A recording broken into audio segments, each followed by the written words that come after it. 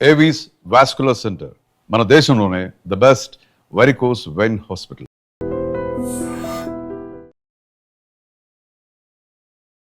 Hello guys, welcome to IT media. నేను మీ నందు. ఇవాళ మనతో పాటు స్టూడియోలో విజయ బంగారు గారు ఉన్నారు. మేడం వచ్చేసి లాంగ్వేజ్ ట్రైనర్, అలానే మోటివేషనల్ స్పీకర్. మ్యామ్తో మాట్లాడి కొన్ని విషయాలు డిస్కస్ చేద్దాం. నమస్తే. నమస్తే నందు. అమ్మా, లేటెస్ట్గా మనం కరెంట్ అప్డేట్స్ అన్నీ ప్రతిసారి ఇంటర్వ్యూలో మాట్లాడుతున్నాం. నిన్న ఒక న్యూస్ చూసాం. ఒక 9 నెలల చిన్న పాపని వాళ్ళ మదరు చెరువులో ముంచి చంపేసింది.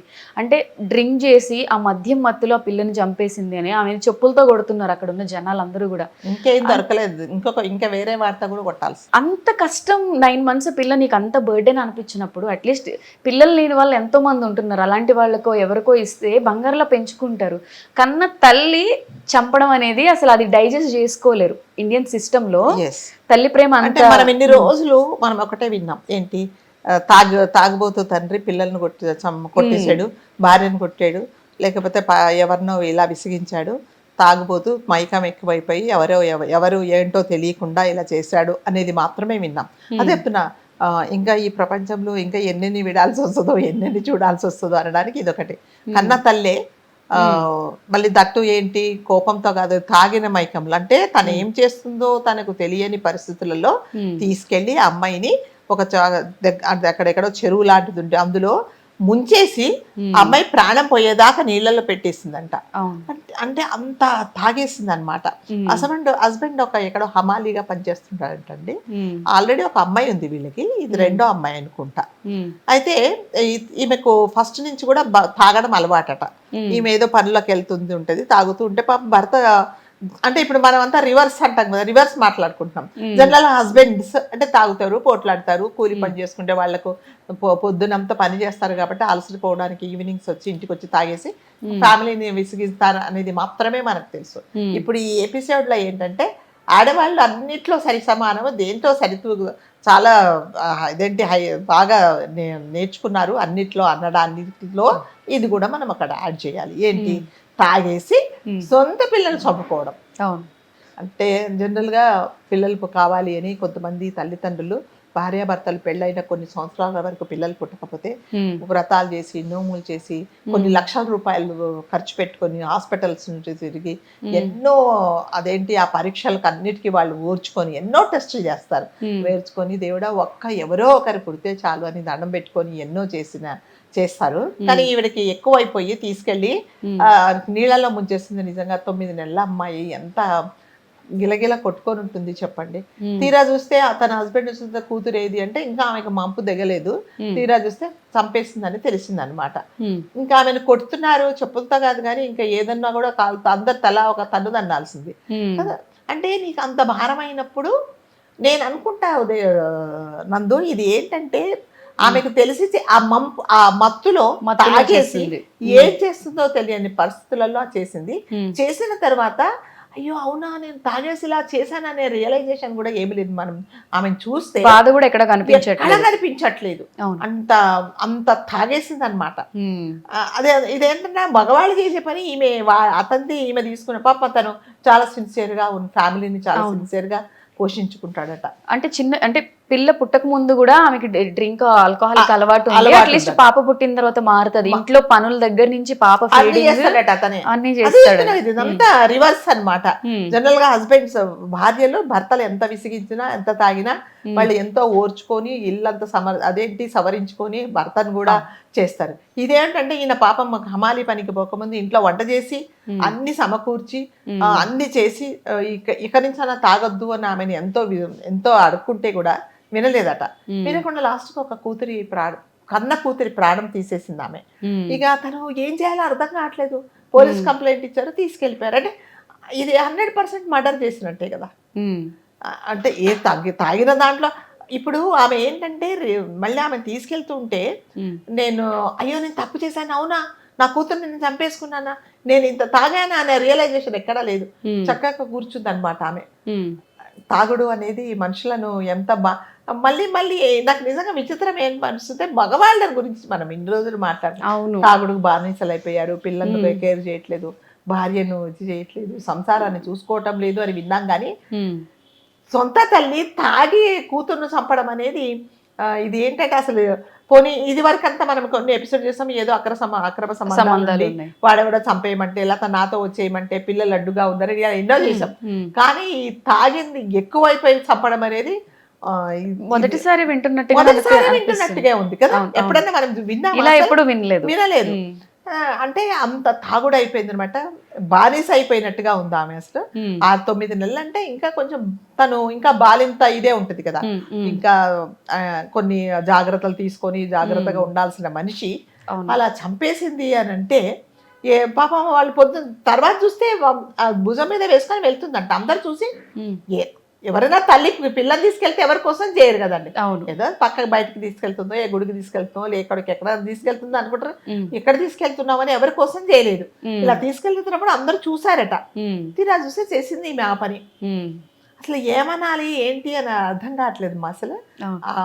ఆడవాళ్ళు అనగానే ఇంకా అంటే వీళ్ళు ఈ పని చెయ్యలేదు అనకుండా అన్ని కవర్ చేసేస్తున్నారు, అన్ని క్రైమ్స్ చేసేస్తున్నారు. అబ్బాయిలతో పాటు ఈక్వల్ గా చదువుకోవాలి, మంచిగా సెటిల్ అవ్వాలి, జాబులు చేయాలి, ఇవన్నీ మనం డిస్కస్ చేసుకుంటాం. అబ్బాయిలతో పాటు ఈక్వల్ గా మందు తాగాలి, మర్డర్లు చేయాలి అనేది ఎక్కడ ఇప్పుడు ప్రూవ్ చేస్తున్నారు అంతే. మరి ఇప్పుడు నీకు అంత భారంగా అయినప్పుడు మరి అమ్మాయిని చూసుకోలేక లేకపోతే నీకు ఇష్టం లేక కన్నావో అవన్నీ ఒకవేళ నీకు ఏదన్నా ఉంటే కూడా భర్తకు చెప్పాల్సింది, లేకపోతే నీ చుట్టుపక్కలకి ఇవ్వాల్సింది, లేకపోతే మీ అమ్మా నాన్నకి ఇచ్చేయాల్సింది. నువ్వు తీసుకెళ్ళి ఆ పాపం ముక్కుపచ్చరాలని అమ్మాయికి ఏం తెలుసు చెప్పండి. ఇళ్ళలో పెట్టి ఇలా తోసేస్తుంటే నొక్కేసిందంట, మళ్ళీ పైకి రాకుండా పైకి శవమయ్యేదాకా అలా కూర్చుందంట. అంటే అంత కాన్షియస్ గా చంపినప్పుడు అంటే కావాలనే చంపు ఉంటుంది, తెలియకుండా చంపేస్తే అంటే తెలియకుండా అని అయితే లేదు. ఆ మత్తులో ఒకవేళ ఈమెకు అంటే మత్తు ఎక్కువైపోయి అస్మానం ఈమె నన్ను విసిగిస్తుంది, ఏడుస్తుంది, కదా ఇంకా పాలు పట్టే ఇది కూడా ఉండొచ్చు, నన్ను విసిగిస్తుంది, ఇది లేకపోతే నాకు హాయిగా ఉండొచ్చు అన్నది కూడా మనం ఒక పాయింట్ అనుకోవచ్చు. ఏదేమైనా ఒక నిండు ప్రాణాన్ని బలి తీసుకుందండి. అంటే దీని వల్ల మనం చెప్పేది ఏముంటుంది చెప్పండి, తాగొద్దని చెప్పాలా లేడీస్ కు? లేకపోతే మీకు అంత భారంగా అయితే అసలు పిల్లల్ని కనద్దు, ఒకవేళ మీ చేత కాకపోతే ఎవరికైనా ఇచ్చేయండి అని చెప్పాలా?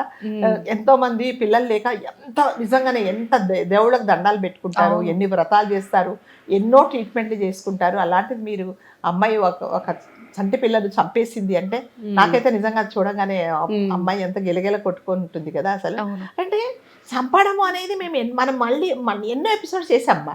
ఎక్కడ ఏదో సంబంధాల కోసం వాడెవడో అడ్డం వస్తున్నాడని, ఇదేదో ఏడుస్తున్నాడని, లేకపోతే భర్తకు పిల్లలు మధ్యలో అడ్డం ఉన్నారు వీళ్ళని చంపేసారు, ఇలాంటివి ఉంటాయి. కానీ తాగేసి చంపడం అనేది ఇదేటో కొత్త ఇది అనిపిస్తుంది. అంటే ఇటువంటి వాళ్ళకి కొంచెం ఫ్యామిలీ కౌన్సిలర్స్ దగ్గర, అంటే ఇప్పుడు డ్రగ్ అడిక్ట్స్ ఉన్నా, ఆల్కహాలిక్ అడిక్షన్ ఉన్నా, ఇటువంటి వాళ్ళకి ప్రాపర్ కౌన్సిలింగ్ అనేది భర్త కానివ్వండి ఫ్యామిలీ మెంబర్స్ కూడా కొంచెం చుట్టుపక్కల ఎలా అన్నందు ఇప్పుడు మన ఎడ్యుకేటెడ్ ఫ్యామిలీలోనో ఎంతమందో ఈ కౌన్సిలింగ్ వెళ్ళాలన్నా, సైకాలజిస్ట్ దగ్గరికి వెళ్ళాలన్నా అదేదో క్రైమ్ చేసినట్టుగా వెళ్ళట్లా. ఎందుకంటే ఇదేదో పిచ్చోడు అనుకుంటారు, లేకపోతే మతిస్థిమితం లేదు అని చుట్టుపక్కల వాళ్ళు అనుకుంటారని దాచిపెట్టేసి ఎవరు వెళ్ళట్లేదు. వాళ్ళే మదన పడిపోతున్నారు. వాళ్ళే ఎందుకంటే నాకు ఒక ఫ్యామిలీ తెలుసు, వాళ్ళు చాలా మంచి ఫ్యామిలీ, డాక్టర్స్, కానీ వాళ్ళ అబ్బాయికి ఇట్లాంటి పిచ్చి అన్నమాట. అంటే గట్టిగా అరుస్తాడు, ఇది చేస్తాడు, తర్వాత నీట్నెస్ ఉండదు, దాదాపు 30-35 ఏళ్ళు వచ్చాయి, చదువుకోడు, తింటే అదే విపరీతంగా తింటాడు, తినకపోతే 2-3 రోజులు తినడు. ఇవన్నీ కూడా మరి ఎవరినన్నా తీసుకెళ్ళి చూపించండి అంటే వద్దండి అందరు చుట్టుపక్కల వాళ్ళు నవ్వుతారు అని చెప్పేసి ఏం ట్రీట్మెంట్ ఇప్పించట్లేదు. అట్లాగే అంటే నేను ఎందుకు చెప్తున్నా అంటే ఎగ్జామ్ చదువుకున్న ఫ్యామిలీస్ లోనే యాక్సెప్ట్ చేయనప్పుడు వాళ్ళది మీరు ఐడియా ఉండదు, వాళ్ళకి ఐడియా ఉండదు. కౌన్సిలింగ్ తీసుకెళ్ళాలి, ఈవిడ ఇలా చేస్తుంది ఎవరితో, ఇంకా ఎక్కువ అంటే వాళ్ళు ఏదో పెద్దవాళ్ళతో చెప్పిస్తారే తప్ప వీళ్ళంతా చదువుకొని అంత జ్ఞానం ఉండదు వీళ్ళకి. కాబట్టి మనం వాళ్ళని తీసుకెళ్లి కౌన్సిలింగ్ ఇప్పించాలి అనేది పాపం వాళ్ళకి తెలియదు. అయినా కూడా హస్బెండ్ చాలా ట్రై చేశాడు, తప్పమ్మా ఇది తాగకు, కనీసం ఇప్పుడైనా బాగుండు, ఒక కూతురుంది, చంటి పిల్ల ఉంది, నువ్వు జాగ్రత్తగా చూసుకోవాలని చెప్పేవని చేసి ఆడవాళ్ళు చేసే పనులన్నీ పాపం తను ఇల్లంతా సవరించుకొని అన్ని చక్కబెట్టుకొని తన పనికి తను వెళ్తూ ఉంటే ఇంకా అంతకంటే ఏం చేస్తాడు చెప్పండి. చాలా సపోర్ట్ ఇచ్చాడు. అంటే ఈమె మీరు అన్నట్టుగా ఒక బానిస అయిపోయింది అనమాట. తాగడం లేకపోతే ఆమె ఉండేది కాదట. ప్రతిరోజు తాగడమే. అంటే ఇలాంటి అడిక్షన్ ఉన్నప్పుడు వీళ్ళు కూడా అంటే ఎవరికి వాళ్ళు ఇంకా సెల్ఫ్ క్వశ్చనింగ్ చేసుకోవాలి. నాకు ఈ అడిక్షన్ ఉంది, నేను ఈ ఎక్స్ట్రా యాక్టివిటీ చేసుకోలేను, పిల్లల్ని కనలేను, పెంచుకోలేను అనే క్లారిటీ ఉంటే అసలు అటువంటి ఏమి చేయకుండా నాకు తాగుంటే చాలు, పిల్లలు అవసరం లేదనుకుంటే హాయిగా 24 గంటలు తాగుతూ ఉండొచ్చు. ఒక ప్రాణాన్ని నువ్వు ఈ భూమి మీదకి తీసుకొచ్చి చంపేశావు అని అంటే నీకు ఏం హక్కు ఉందని చెప్పేసి, నీకు నిజంగా అమ్మాయి అంత అడ్డుగా ఉండి అంటే నీ తాగడానికి అడ్డంగా ఉన్నప్పుడు ఎవరికైనా నీ హస్బెండ్కి అప్పచెప్పొచ్చు. అవును. కాబట్టి పాప మా హస్బెండ్ చాలా ఏడుస్తున్నాడు. ఆమెకు అసలు ఒక కన్నీటి చుక్క ఒక రియలైజేషన్ అనేది లేదు అన్నమాట.